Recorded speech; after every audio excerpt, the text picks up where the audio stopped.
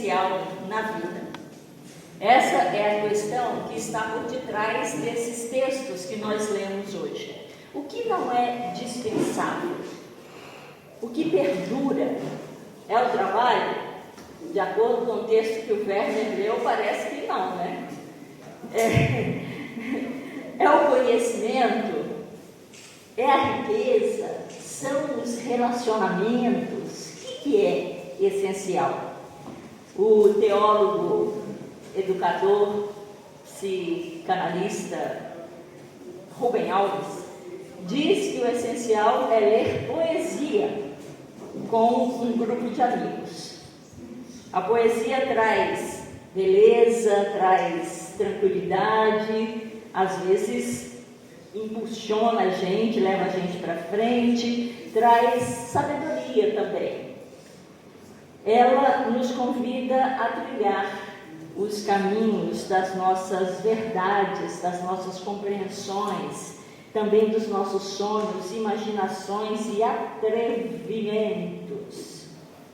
Se as pessoas lessem mais poesia, diz o próprio Rubem Alves, os psiquiatras teriam menos pacientes. Mas ele também menciona ouvir música, tocar um instrumento, plantar um jardim. Ontem teve gente plantando jardim aqui, depois vocês vão dar uma olhada lá na frente da casa pastoral. Brincar com crianças e algumas outras coisas que podem nos trazer alegria, felicidade, que nos conectam com as nossas fontes de alegria e de felicidade. Já o teólogo e pastor luterano Dietrich Bonhoeffer diz que o essencial é significar algo para alguém. E o Gandhi diz assim, que para ser bela, a vida precisa ser cercada de determinação, de bondade e de liberdade. Essas coisas são coisas pelas quais vale a pena, inclusive, morrer. Mas o que é essencial para nós, né, no nosso dia a dia, no nosso cotidiano, nem sempre corresponde àquilo que Deus considera essencial para nós. Então, a leitura do Evangelho dessa manhã conta a história de um homem cuja riqueza era essencial para ele. Ele acumulou bens, construiu celeiros cada vez maiores e tornou-se cada vez mais rico. Provavelmente ele não tinha nada parecido com Bill Gates, mas ele estava muito bem financeiramente, não é? Aquele homem. Ao abordar essa questão do dinheiro e da riqueza, Jesus então redefine a ética da economia, na verdade, né? Ele parece estar interessado no que a gente faz com o nosso dinheiro. E claro, um dos temas tabu da nossa época é quanto que a gente ganha, né? Quanto cada um de nós ganha. A gente não quer que ninguém saiba disso. Às vezes a gente tem vergonha de que está ganhando pouco, às vezes a gente tem vergonha ou não, né? Mas assim, de estar ganhando muito, né? De estar acumulando demais, né? Jesus, nas suas palavras, ele é contracultural e parece-me antissistema. Se nós o levássemos a sério, de fato, não é? O que nós faríamos, por exemplo, com o mercado de ações, que está aí, não é? Que está no centro, no núcleo da nossa sociedade, da sociedade capitalista? O que a gente faria com os planos de previdência, com os seguros, né? A questão é que para muitos de nós essas palavras não fazem nenhum sentido, porque essas palavras não fazem parte da vida da maior parcela da população, tanto no Brasil quanto em outros lugares do mundo. Então é isso que Jesus está fazendo, né? Há realidades diferentes com relação à questão econômica, não é? E ele vai apontar para uma coisa que é muito... vai contar uma história, que é uma história que faz a gente entender, né? Uma história simples. O homem rico possuía coisa demais.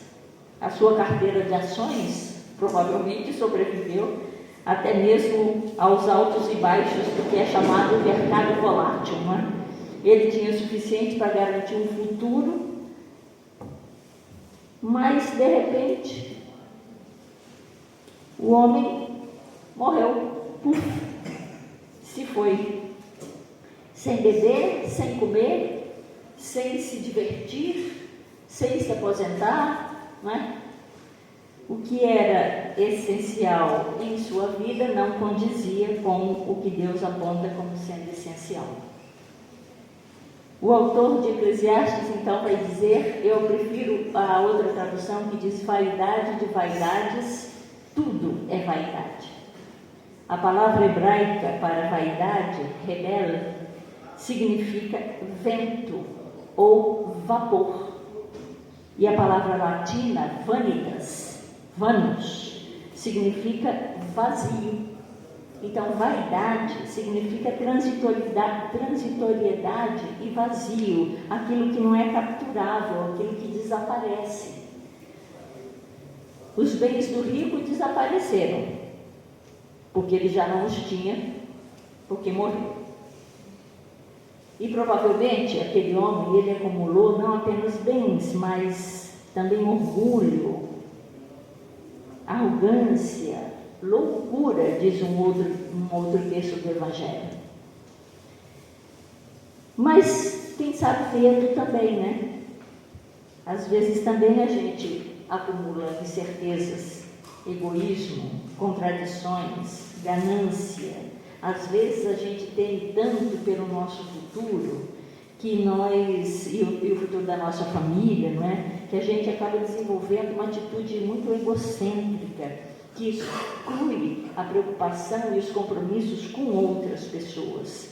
E nós repetimos e reforçamos o narcisismo tão incrustado em nós. Faz lembrar aquela música do Caetano Veloso, né? Sampa, quando ele diz: Narciso acha feio o que não é espelho. Ao confrontar o rico com a morte, Jesus está nos levando a ele, e a nós também que lemos a sua história, que refletimos sobre ela, está nos levando a ver que existe beleza fora do espelho, fora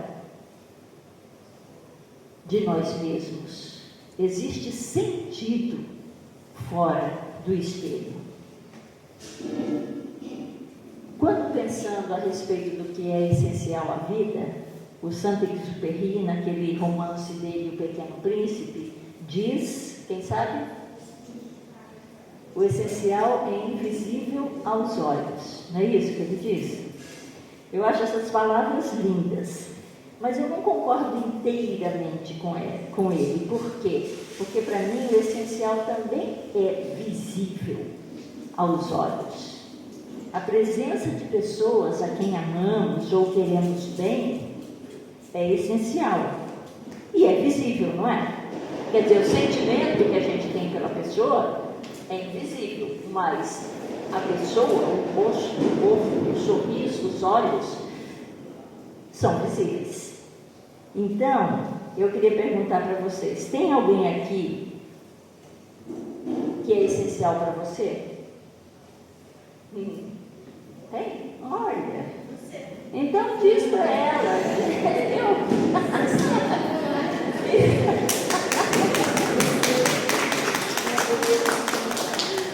Se tem, diz para essa pessoa: você é essencial para mim. Pode virar e dizer.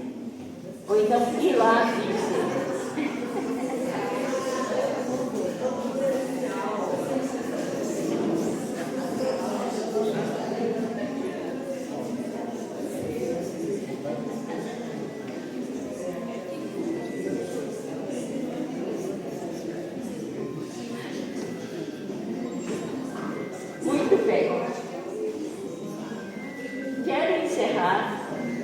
Lendo poesias junto com os amigos, conforme sugere Rubem Alves. E vou ler uma das poesias do Fernando Pessoa que eu gosto demais, mas gosto muito dessa também. Sou um guardador de rebanhos. O rebanho é os meus pensamentos. E os meus pensamentos são todos sensações. Penso com os olhos, com os ouvidos, com as mãos, os pés, com o nariz e a boca. Pensar uma flor é vê-la e cheirá-la. E comer um fruto é saber-lhe o sentido. Por isso, quando num dia de calor me sinto triste de gozá-lo tanto, eu me deito ao comprido na erva, fecho os olhos quentes e, quem sabe, sopro um dente de leão, como essa menina da nossa imagem. Sinto todo o meu corpo deitado na realidade. Sei a verdade e sou feliz. Por isso,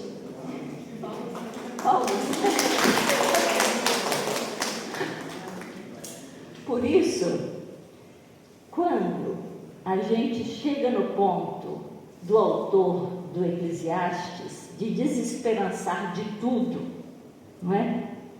A gente precisa encontrar de novo o sentido das coisas, o sentido da vida, o sentido dos relacionamentos e dizer: tem esperança nesse mundo. E é isso que a gente vai cantar agora com a canção número 438.